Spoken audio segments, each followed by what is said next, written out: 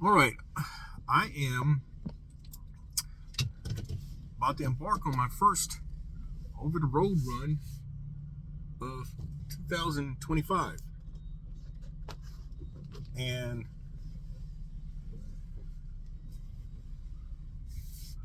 I this kind of came about unexpectedly, but before I started to document this, a fast friend of mine showed me a load opportunity that's pissing me off because I booked this about 2 hours ago, and I'm like, what the fuck? All right, I'm gonna do this. I guess I'm looking short-sighted, but the run that he just flashed me, the latest numbers on, I'm like, damn, because that's a much better run than this one. But sometimes it is what it is. Now, I hope that I've not lost y'all after a minute, but if this is your first time checking out the Gig Geezer, thanks for coming by. And if you're a returning visitor of the Gig Geezer, thanks also for coming by. And hit that subscribe button. Give my content a thumbs up. Share my content among others, and I definitely welcome your comments in the section below. I am starting this run from Camden, South Carolina. The delivery location will be Dulles, Virginia area. And what I'm taking are 2 pallets, as you can see back here, 2 pallets totaling 750 pounds. And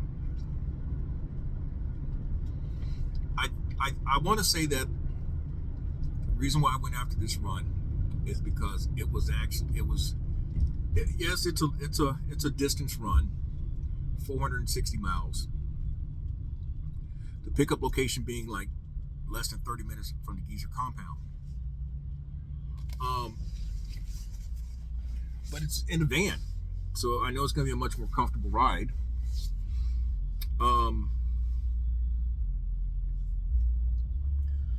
And it's a good opportunity to do something in the van. And the only reason I'm saying that is because I've gone to Atlanta in the van.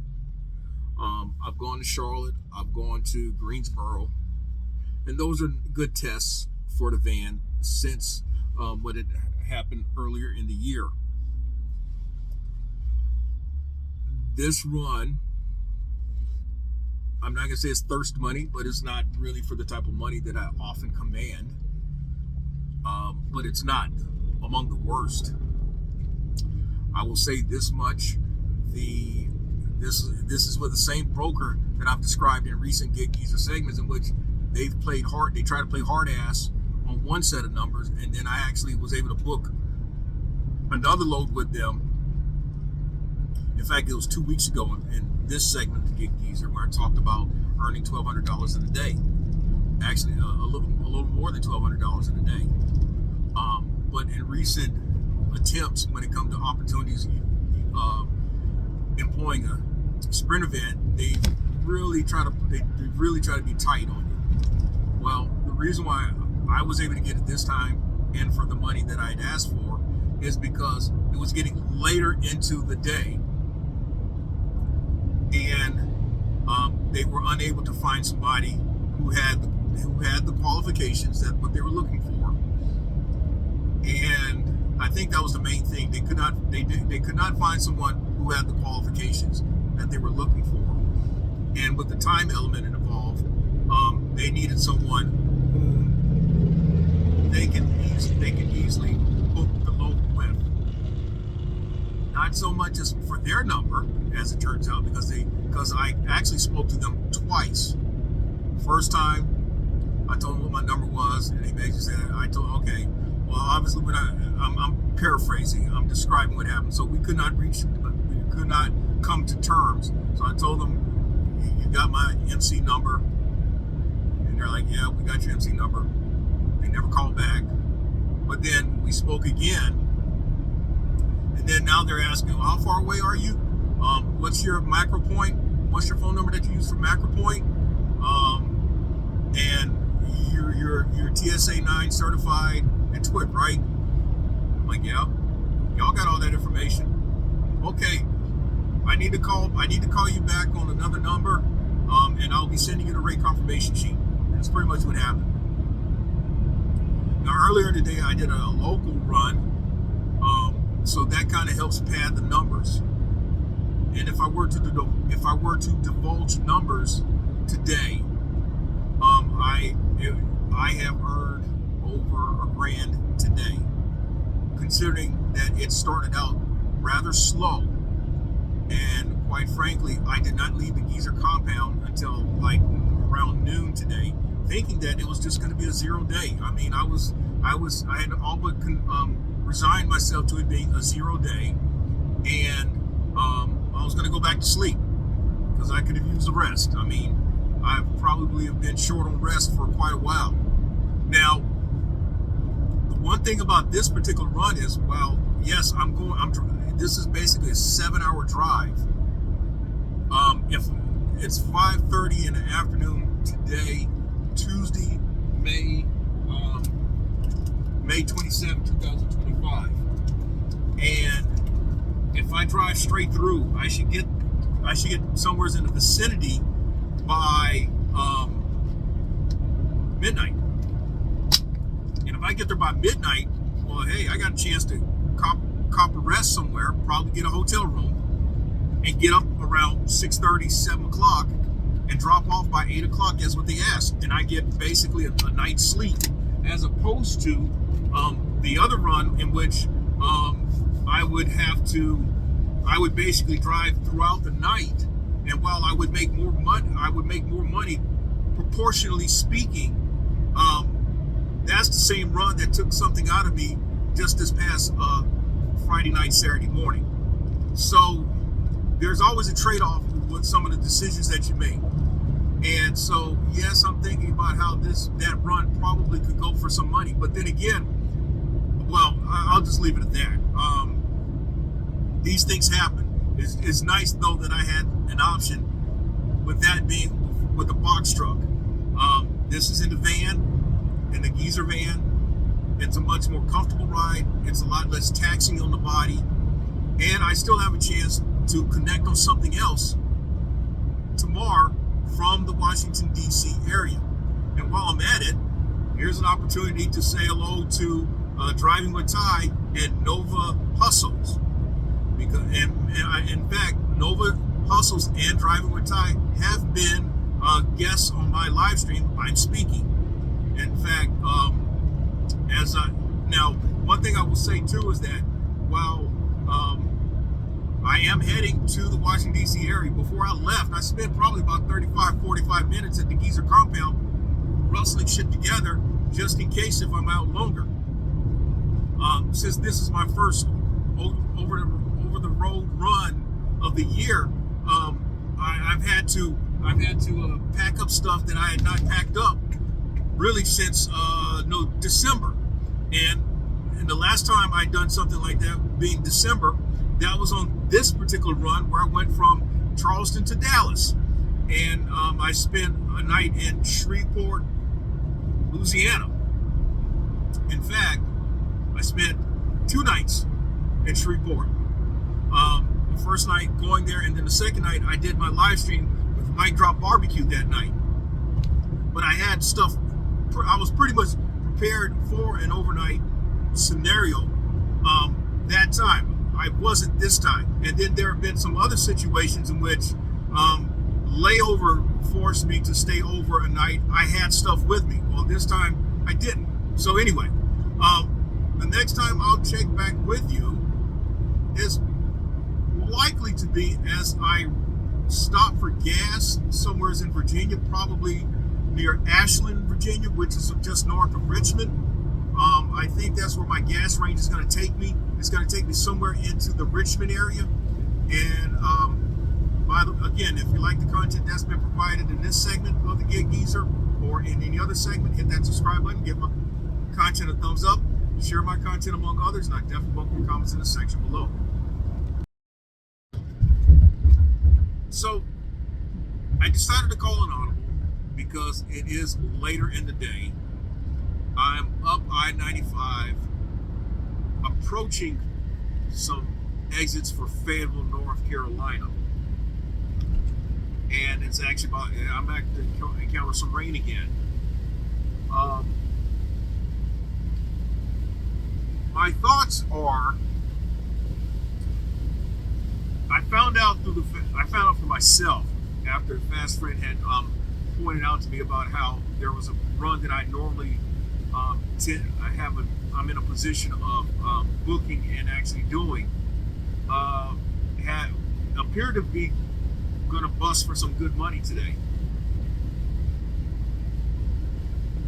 But it turns out it went off the board at a number that I'm familiar with from last week. I'm not divulging the number and the load board source and all that because I'm just not doing it. But my point is that, proportionally speaking, it would be the better run based on if you compare miles driven, amount per mile. Dollar amount, this pays more, way more, based on what it went off the board at. But the other thing that I can't help but note is that with me driving the miles and the time that I am in the geezer van, if I were in the box truck, I would have to be mindful of stopping for a mandatory rest stop. I'd be obligated to stop for at least 30 minutes after 8 hours of driving. Now, I said that this run is 7 hours. It should be 7 hours, 7.5 hours. So I'd be cutting it close. With my time on duty, having had to wait in upwards of about 30 minutes. And then you have to account for 15 minutes for pre-trip inspection. That would put me over the 8 hours, and then I would have to stop at least 30 minutes. So I would get there later this evening than anticipated. And the other thing is that if this were a box truck run, I'd have to stop for gas and fill up again. In fact, if I were to dead head back altogether, I'd have to put 3 tanks of gas, whereas right now I'm on 1 tank and would have to probably stop, like I mentioned earlier, somewhere in Ashland, Virginia, go up, come back. It would be 2 tanks, and to be safe, starting on a 3rd tank. But definitely in the box truck, 3 tanks, and possibly starting on a 4th tank. So we're talking a difference of as many as 2 tanks, and that's whereas to fill up this was $69.50. We're talking $80 to $85 for 1 tank in the box truck, because I'm not all the way bone dry E. I usually am filling up with about 3 to 5 gallons left in the tank. So that's why it's like in the 80 to 85 range. If I were to go based on it would be, if I were to go where I had to put in exactly like just about over 30 gallons, then we're talking in the neighborhood of $87 to $90. Yes. So that's one of the advantages of operating a Sprinter van when you're doing runs like these.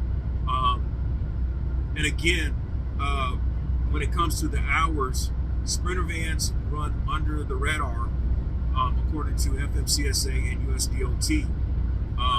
Whereas when you're operating a vehicle of 10,001 pounds or more, you have to record your hours on duty and driving, and you're limited to 14 hours within a 24-hour period. Then it has to reset to 10 hours. It has to reset, or you have to be off 10 hours. There are some other intricate numbers that kind of work as technicalities, but if you could just think round numbers, 14 hours you can be on duty and drive, but then 10 hours you have to be off. Now, one thing that I would have going for me, there's this thing about where you can reset a number of hours in a week. There's a 70-hour 70/60 rule. So if you are not on duty or driving for 30 full consecutive hours, you can reset to 70 hours or 60 hours for over a 6 or 7 day stretch. In fact, that's where I'm at because I've not been in the box truck since Saturday morning, early Saturday morning. So for whatever that's worth, that's kind of an update on this run.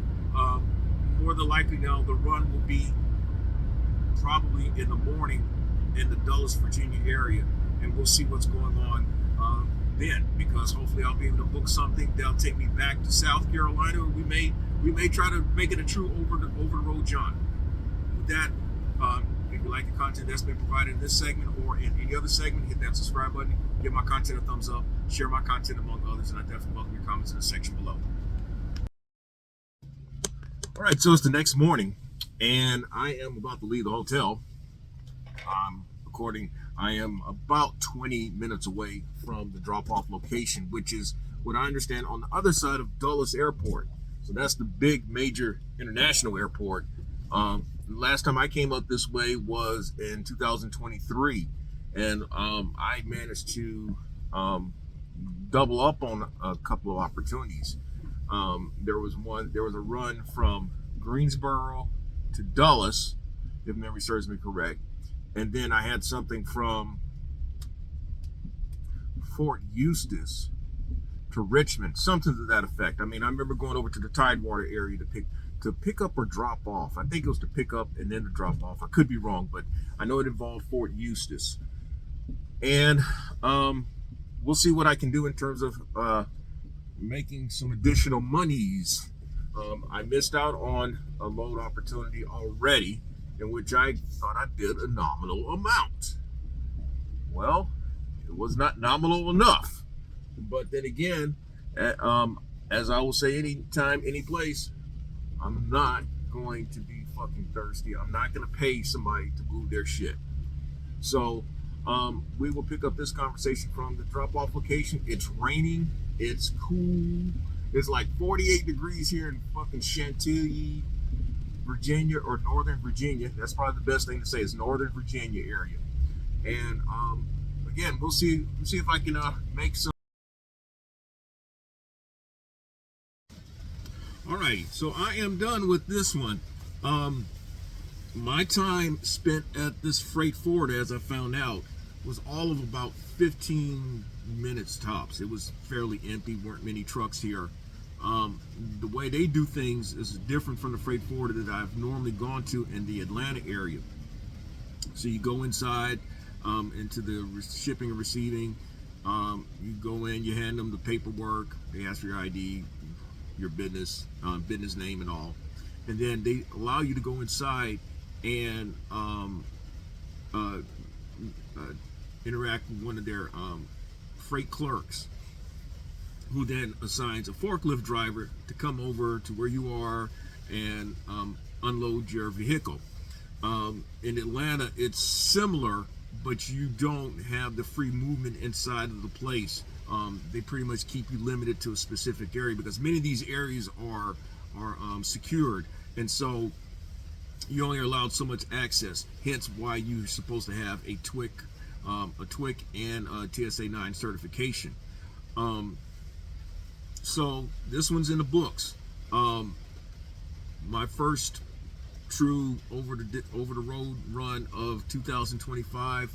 Now I am looking for something to head back towards South Carolina. If not, I've already made enough money yesterday to head back. I've already, since checking in with y'all, there was another load that was actually leaving Dulles Airport going towards another part of Virginia that I'm familiar with. It'd be very similar to the last time I came up this way. It was where it would have been very similar to the last one that I described to you a few minutes ago. But obviously the money that I'm asking for is not what they want to spend. So I see why some folk are willing to deadhead certain distances to pick up opportunities if it makes sense to them. And the key word is to them. It may not make sense to me. It may not make sense to you. But if it makes sense to them, in some respects, who are we to judge? All we can do is keep our comments to ourselves in some situations. So, at least for now, that's all I had to share. And if you like the content that's been provided in this segment or in any other segment, hit that subscribe button, give my content a thumbs up, share my content among others, and I definitely welcome your comments in the section below.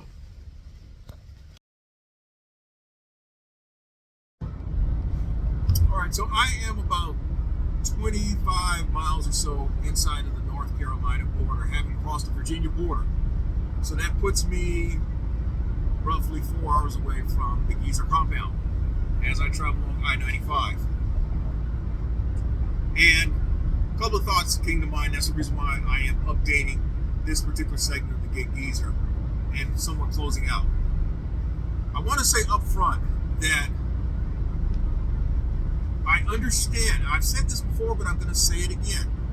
I understand why people who do primarily over the road do what they do in order to stay moving.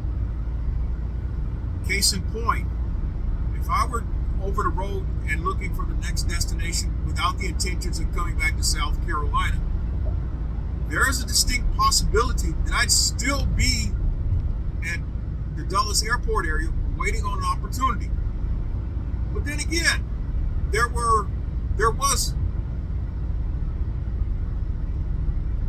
one opportunity that came up, and it was a run from Dulles Airport to San Jose, California. 2,800-mile drive. Their initial offer was $2,000.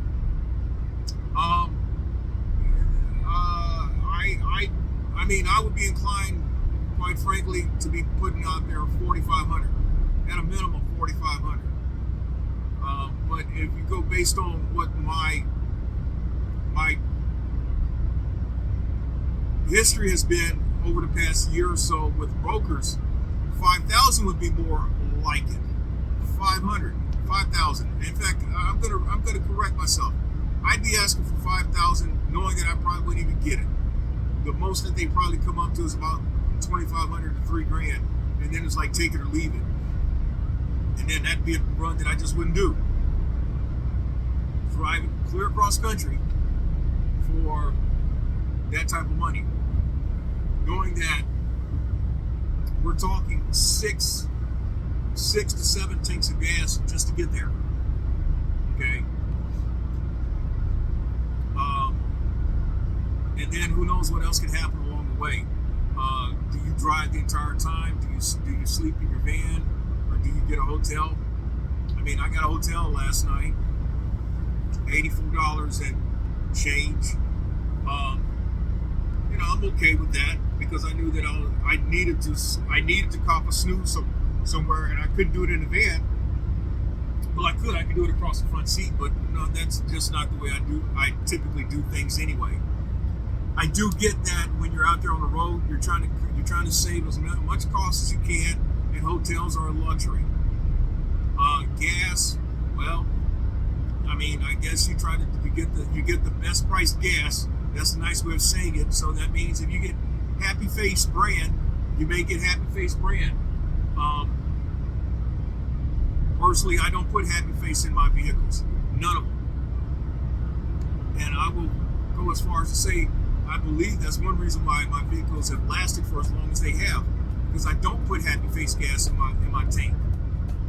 But everybody has a method to their madness. Again, everybody has a method to their madness.